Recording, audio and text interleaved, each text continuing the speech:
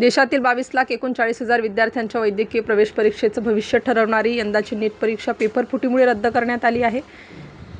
NTA म्हणजे national testing एजन्सीकडून पुढील तारीख लवकरच जाहीर केली जाईल असंही सांगण्यात आलं आहे. धक्कादायक बाब म्हणजे आता या पेपर फुटीचे धागेदोरे नाशिकमधून समोर आले आहेत. नीट परीक्षेचा पहिला पेपर हा नाशिकमध्ये फुटला असून येथून पहिली प्रश्नपत्रिका बाहेर पडल्याची माहिती समोर आली आहे. या प्रकरणात 30 वर्षीय शुभम खैरनार या संशयित आरोपीला ताब्यात घेण्यात आलं आहे.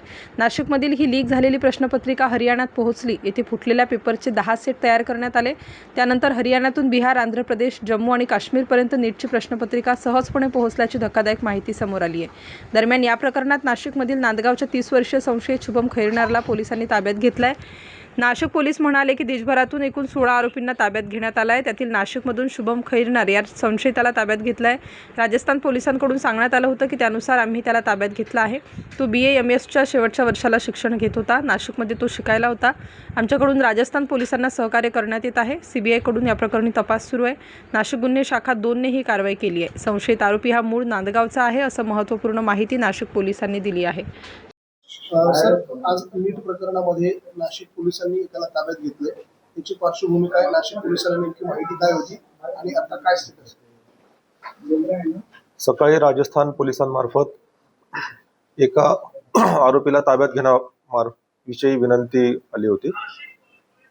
त्याप्रमाणे त्या आरोपीला ताब्यात घेण्यात आलेला आहे. अशी माहिती मिळते की ते नीट प्रकरणातील तो आरोपी आहे आणि या आरोपीला सध्या युनिट 2 क्राईम ब्रँचच्या पथकाने ताब्यात घेतलेला आहे. या आरोपीला ताब्यात घेण्यासाठी केंद्रीय तपास यंत्रणेचं पथक येणार आहे. तो पथक आल्यानंतर त्या आरोपीला त्यांच्या ताब्यात देण्यात येईल. सध्या या प्रकरणात एवढीच माहिती आहे की राजस्थान पोलिसांच्या विनंतीवरून या आरोपीला ताब्यात घेण्यात आलेला आहे आणि जेव्हा त्यांचं पथक येईल त्यानंतर या आरोपीला त्यांच्या ताब्यात देण्यात येणार आहे.